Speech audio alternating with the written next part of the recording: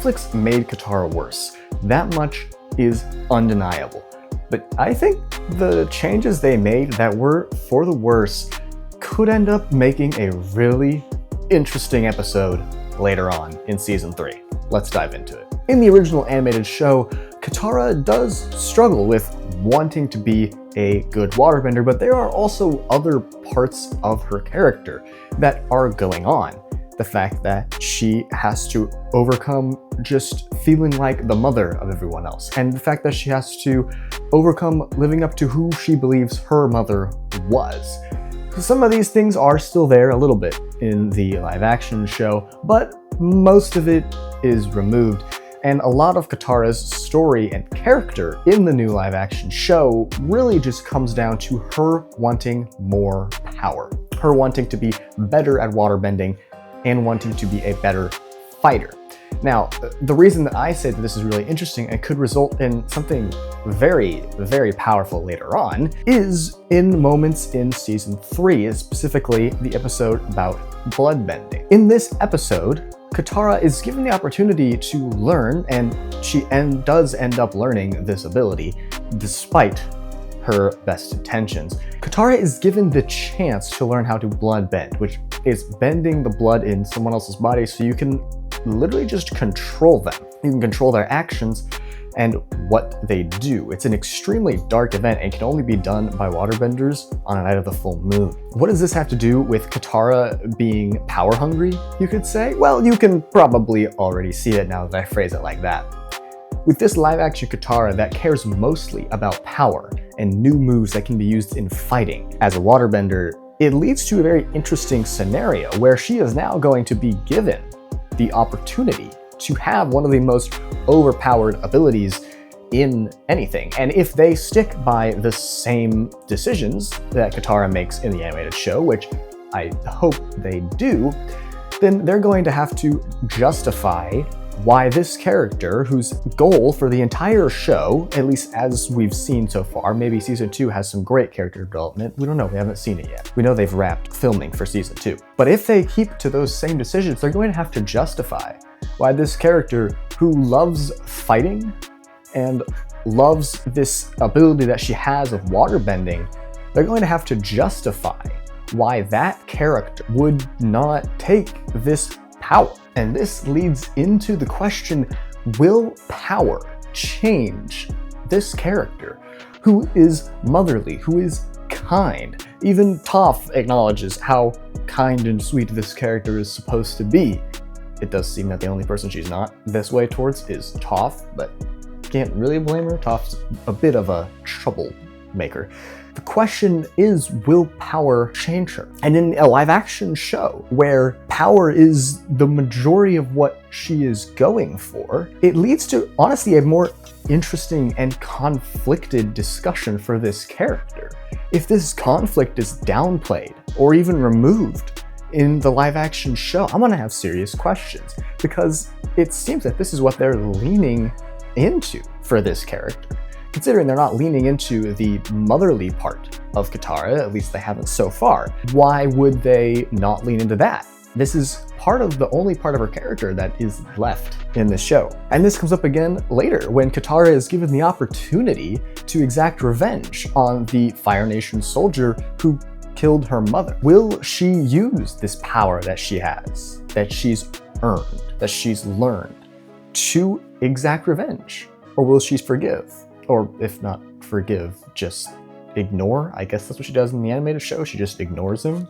She gets closure. But this live action Katara that is more willing to fight people, but yet still has some of those same moral elements as we see in the episode with Jet. It leads to an interesting counterbalance of this character that is way more power hungry and power focused than the original, and yet still has that morality without necessarily the symptoms and the examples of that morality. It's in there some, but it's not the main part of her character, and that's why this thing with Hama and this bloodbending episode is going to be very interesting for me to watch, to see if the writers lean into that conflict. And will they combine the bloodbending with the episode of Katara searching for revenge, as we know that these live action episodes are almost 3 animated episodes in one, as they're almost an hour long each time. That would be a great combination. And probably you throw in the Painted Lady in there as well. All of these 3 episodes from season 3 are huge character moments for Katara that point out different parts of her personality in the animated show. The first, the Painted Lady, talks about her compassion, her desire to help everyone no matter what, no matter who they are. Even if they're her enemies, she'll still help them if they're in need.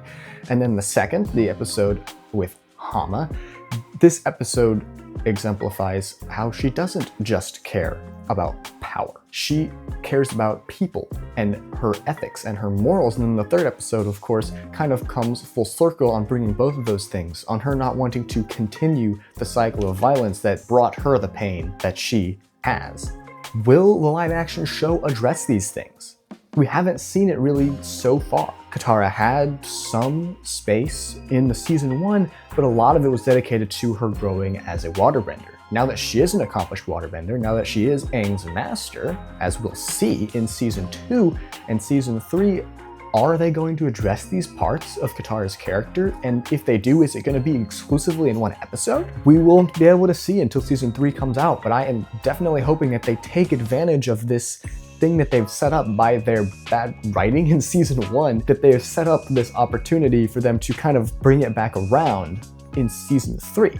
And that's a long ways away, but I am optimistic that it can happen. Another question about these changes of the fact that Katara does fight directly against Zuko in season 1. And while they don't really have any conversation at all, Katara does flex on him and she does defeat him. So when we get to season 3, or even season 2, where Katara is kind of trusting Zuko at the end of season 2, and then he just turns his back on both her and Iroh, and breaking that trust of the most trusting character in the show, when you do that, when you break the trust of a trusting person, that scars them, and that doesn't leave easily. That's why Katara does not want to accept Zuko in season 3. Will the live action address this? And these are my questions coming into these future seasons. Coming out of season 1, will they address these things with this character, or is she going to consistently be a one-note character who only cares about bending? I'm optimistic that they're going to bring these things in, but we haven't seen Katara be super trusting yet. With Jet, she trusted him, her trust was broken, but that took place over like 2 days.